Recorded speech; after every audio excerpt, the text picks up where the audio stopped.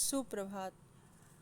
आज हम लोग कृतिका भाग 2 का पहला पाठ माता का आंचल पढ़ेंगे।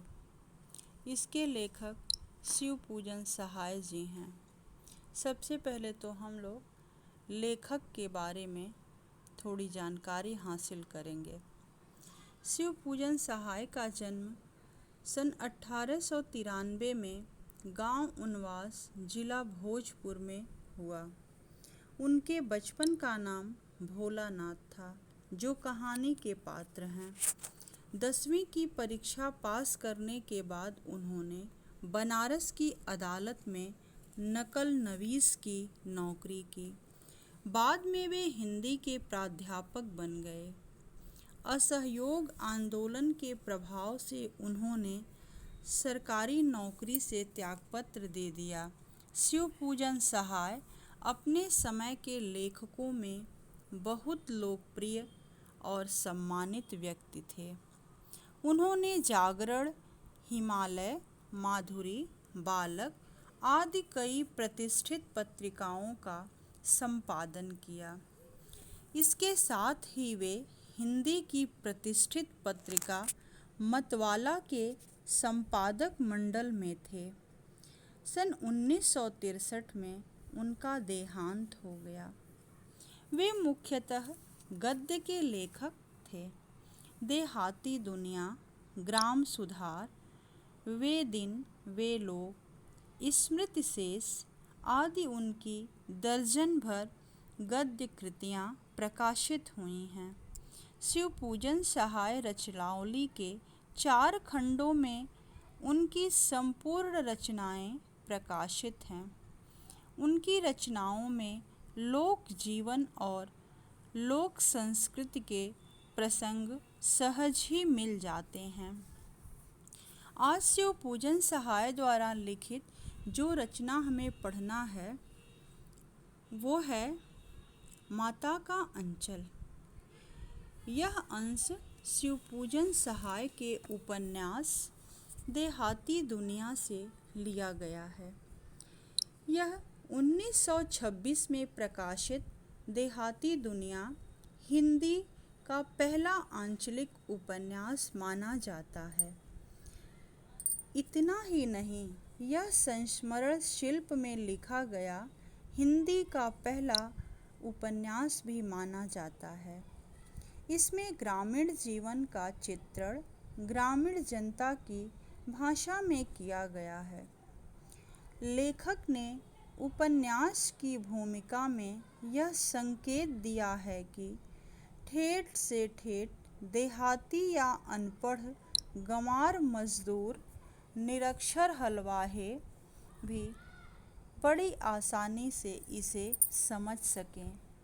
आत्मकथात्मक शैली में रचे गए इस उपन्यास का कथा शिल्प अत्यंत मौलिक और प्रयोगधर्मी है। शिशु चरित्र भोलानाथ कथानक का दृष्ट बिंदु है, जो लेखक स्वयं हैं। संकलित अंश में ग्रामीण अंचल और उसके चरित्रों का एक अनोखा चित्र है।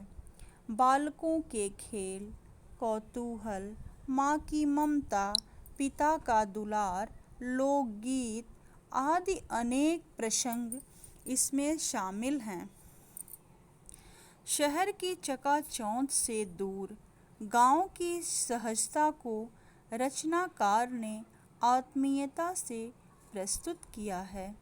यहाँ बाल मनोभावों की अभिव्यक्ति करते करते लेखक ने तल्लीन समाज के पारिवारिक परिवेश का चित्रण भी किया है। आज हम लोग जो शीर्षक पढ़ रहे हैं माता का अंचल, इसमें लेखक शिवपूजन सहाय जी स्वयं ही पात्र हैं और अपने आप को एक बालक के रूप में प्रस्तुत करते हैं। कहानी का शुरुआत होता है कि जहाँ लड़कों का संग तहाँ बाजे मृदंग, जहाँ बुड्ढों का संग तहाँ खर्चे का तंग। कहने का मतलब यह है कि जहाँ लड़कों का संग रहता है, लड़कों का साथ रहता है, लड़कों की टोलियाँ रहती हैं, वहाँ बच्चे मौज मस्ती करते हुए दुनिया की झंझटों से निवृत्त होकर के मौज मस्ती करते हैं। और जहाँ बूढ़ों का संग होता है, वे लोग आपस में घर परिवार और झंझट खर्चा आदि की बात करते हैं। तो भोलानाथ कहते हैं कि हमारे पिता तड़के उठकर नहा धोकर पूजा पर बैठ जाते हैं। भोलानाथ तो अभी छोटा सा बालक रहते हैं और माता से वो अपने पिता के पास ही रहते हैं। माता से केवल बस दूध पीने तक का रिश्ता रहता है, इसलिए पिता के साथ ही वो बाहर बैठते हैं, सोते हैं, सब काम उनका पिता के साथ ही होता है। जब पिताजी पूजा पर बैठते हैं तब वह भी नहला धुला कर पूजा पर बैठ जाते हैं। और जब पिताजी भभूत का तिलक लगा देते हैं तब उनको परेशान करने लगते हैं। कुछ हंसकर, कुछ झुझलाकर और कुछ डांट कर वह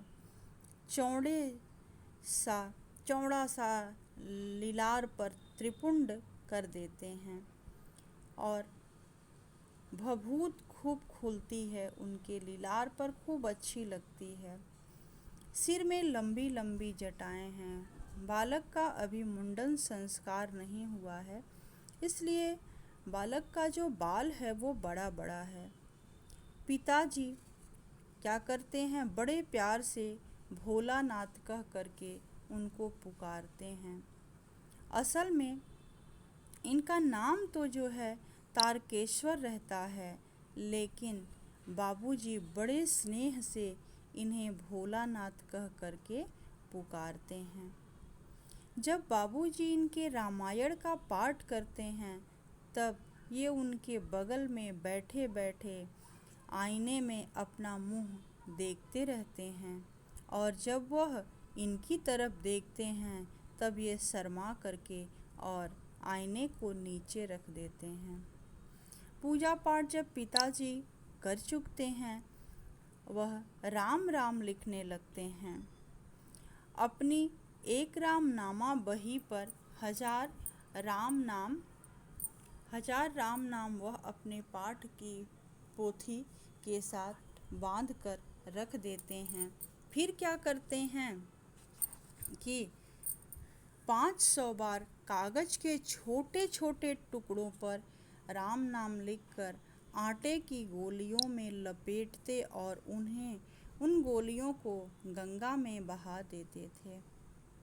उस समय भी हम उनके कंधे पर विराजमान रहते थे। जो भोलानाथ हैं, हमेशा अपने पिता के कंधे पे कहीं जाते समय विराजमान रहते हैं। आज के लिए बस इतना।